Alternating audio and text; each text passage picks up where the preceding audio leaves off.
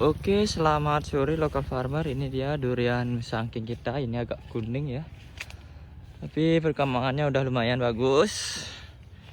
Ini usia 3 tahun ya. Cabangnya baru segede pati arit dan juga pati tambah, tapi batangnya sudah besar ya. Ini batangnya sudah besar, mungkin 2 tahun lagi sudah bisa belajar berbunga. Jangan lupa tonton terus video-video Bali Local Farmer. Tips-tips bertani akan dibagikan ya. Ini jarak tanam 5 ya. 5, 6.